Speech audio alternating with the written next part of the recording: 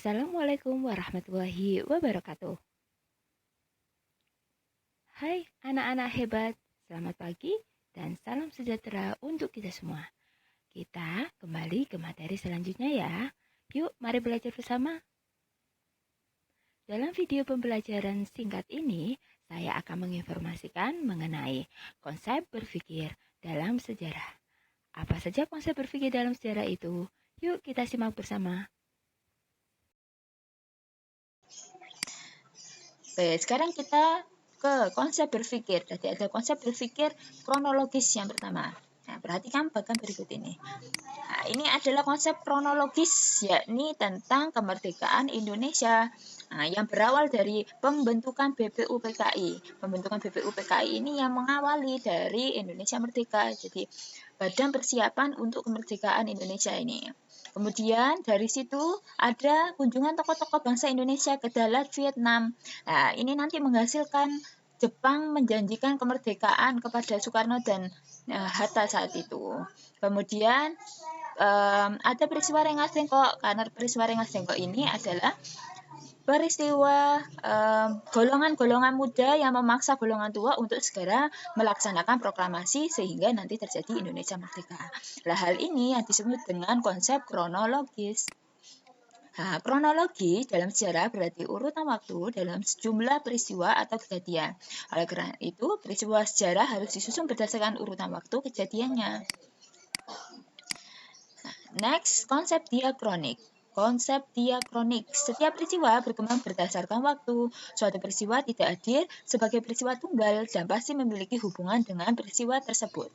Konsep diakronik ini memandang peristiwa sejarah mengalami perkembangan dan bergerak sepanjang masa. Diakronik ini mengutamakan memanjangnya dimensi waktu dengan sedikit keluasan ruang. Jadi diakronik ini ingat adalah memanjang, waktunya memanjang dan ruangnya tidak luas. Jadi waktu yang diutamakan. Diakronik ini yakni dari istilah dari bahasa Yunani yaitu dia dan kronos. Dia sendiri merupakan melampaui, melalui atau melintas, sedangkan untuk kata kronos yakni sebagai waktu. Bisa jadi atau dapat diartikan apabila diakronik ini merupakan suatu hal yang melalui, melampaui, dan juga melintas batasan waktu tertentu. Diakronik ini merupakan suatu cara untuk berpikir secara runtut, kronologis di dalam menganalisa, meneliti suatu hal tertentu karena dia mengutamakan waktu-waktu yang memanjang. Ciri-cirinya yakni satu, memanjang berdimensi waktu, sudah saya katakan tadi. Yang kedua adalah terus bergerak. Jadi hubungannya adalah kausalitas. Yang ketiga adalah sifatnya naratif, berproses serta bertransformasi. Sifatnya itu dinamis, tidak statis, lebih menekankan pada proses durasi, kemudian digunakan di dalam ilmu-ilmu sejarah.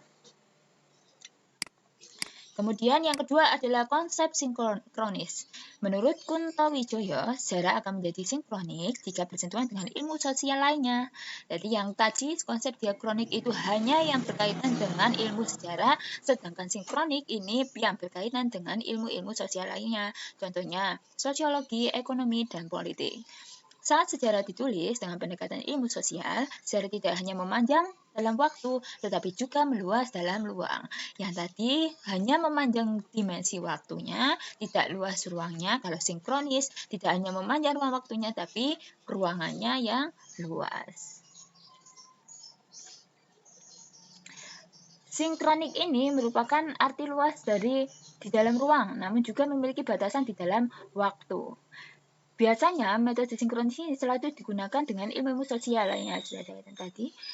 Kata sinkronik berasal dari dua kata dari bahasa Yunani juga, yaitu sin artinya dengan dan kronos yang artinya waktu. Jadi metode sinkronik ini lebih menekankan kepada struktur yang dimaksud meluas dalam ruang. Sinkronik ini dapat juga menganalisa suatu hal yang di saat tertentu. Oke, sekarang ciri-cirinya sinkronik. Ciri-cirinya sinkronik yakni yang pertama adalah mempelajari peristiwa atau kejadian yang terjadi di suatu masa tertentu. Di dalam mempelajari peristiwa atau kejadian selalu memfokuskan terhadap adanya pola-pola, gejala-gejala, serta juga karakter. Yang ketiga adalah tidak memiliki konsep perbandingan, membandingkan itu tidak ada. Yang keempat adalah mempunyai jangkauan yang lebih sempit. Yang kelima adalah mempelajari dengan cara mendalam. Yang keenam, kajiannya juga yang sistematis, serta yang terakhir bersifat horizontal.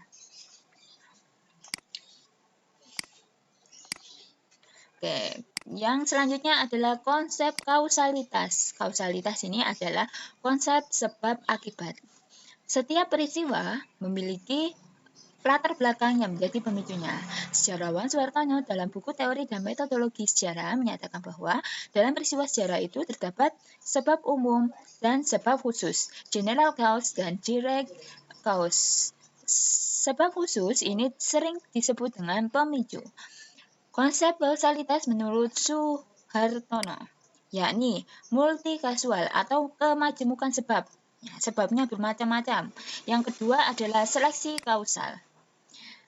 Multikasual ini yakni menunjukkan sebab tidak hanya tunggal terjadi tetapi terjadi atas banyak sebab. Sedangkan yang kausal, seleksi kausal menyeleksi banyak sebab menurut hierarki tertinggi berupa sebab utama atau primer. Kausal dari sekian banyak sebab itu.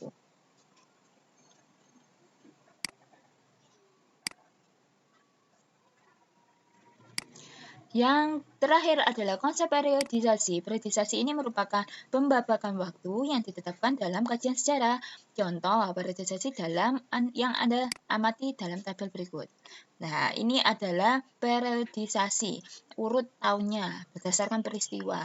Nah, ini namanya konsep periodisasi. Demikian video penjelasan dari saya, semoga bermanfaat. Assalamualaikum warahmatullahi wabarakatuh. Sampai jumpa.